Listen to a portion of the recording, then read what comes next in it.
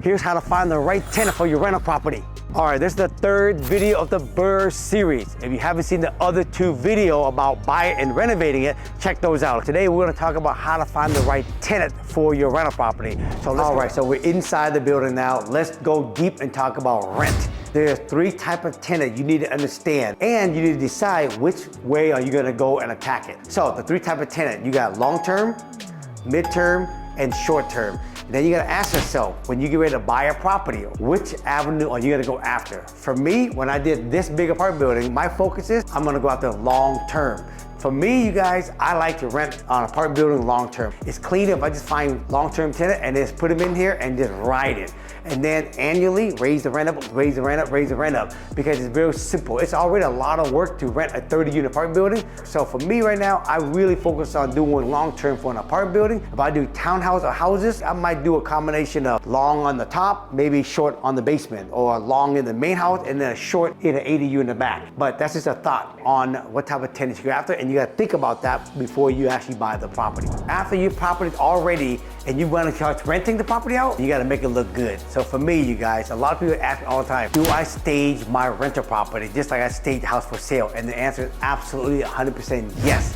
Now, we happen to be in my apartment building, so you see I staged the whole lobby. And of course, my apartment building is called a line apartment. And so what I wanted to do is I wanted my stager basically to make my apartment building feel at home. They feel comfortable, they feel warm. And I wanted the same thing for all the units. And I staged the two most popular unit floor plan, and I staged them. And I want people to be able to walk in, see themselves living here and also feeling aligned. So yes, now in an apartment building, I staged. In my house and Dadu, we stage those also when we rent them. So we stage everything we rent just like we stage everything for sale, because we want people to feel and see that they can actually live here. So where do I find tenants? This is the area where we find tenant and we see the best results, okay? Zillow, Trulia, HotPad, and Marketplace. We're in the area called Columbus City, and Marketplace works very well in this area. And then the last thing is my social media. What we do is we work real hard on running all the ads, and then what happens if someone actually call off an ad, we have a number that goes directly to our property manager. Then our property manager will make an appointment, and then they will go out and show. Once I get the application back, here's what my property manager and all of us look for. Number one,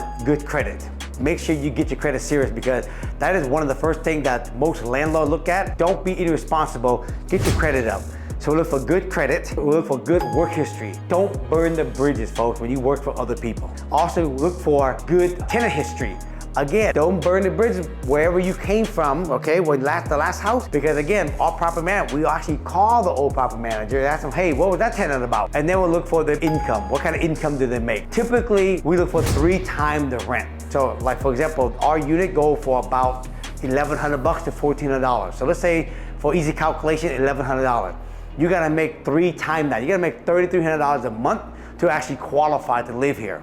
And then we also ask for first, last deposit. All right, let me talk about property manager or managing yourself. If you're a new investor and you got a single family home or a house with a little 80 in the backyard, I think it's not a bad idea if you got the time and you also are hungry and you want to learn how to manage your own property. I think it's a great idea. My wife Cam and I, at the beginning of our career, we actually manage our own property. We managed actually the first 15 property on top of selling real estate and buying rental property. The biggest reason why, we want to learn everything and do everything ourselves about managing property, from running ads to reading application, right, to showing the property, meeting the people. We want to learn the A to Z on how to manage our own property. Once we did that and we got pretty much to a point where we couldn't handle it anymore, then we turned it over to a property manager. And then when they managed it, we actually knew what to do, so no one could really tell us something that we don't think is right. Now, if you actually don't have the time, then hire a property manager, or if you got a big building like this, hire a property manager. Now, the best way to find a property manager is to actually ask for referral. The other investor, they know it, they know a property manager. A lot of those real estate office, right, those big names, they actually have property manager service also. Ask developer, ask builder, they all know someone. Go on social media and ask people, who do you know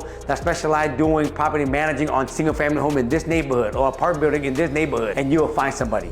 Now, the last thing, you guys, is you gotta take care of your tenant. You gotta take care of them like they're your past customer. You gotta take care of them like they're your new customer. You gotta take care of them like it's a 5-star, client. The hardest work, folks, is actually getting the tenant. The easiest work is actually maintain them. Most people never take the time to maintain them. Now, I'm gonna tell you something that's very simple. Most tenants, they don't want much. They just wanna make sure that you take care of them when they need it right away.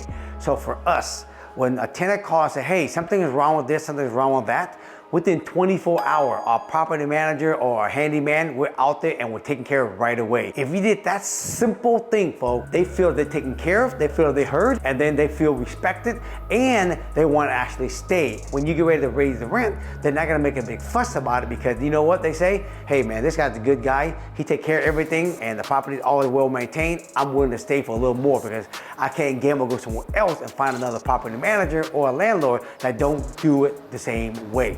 All right, that is a wrap for the topic of rental in the BRRRR series. Now, if you like the video, give me a thumbs up. If you have some comment, please comment below. Make sure you guys subscribe to the video, okay? We want to hit that 100,000 subscriber guy. We're very close. Come on, help me out, baby. Tell your friends about our video. And also stay tuned for the next video when we talk about refinance, all right? Until then, have an awesome day. Peace.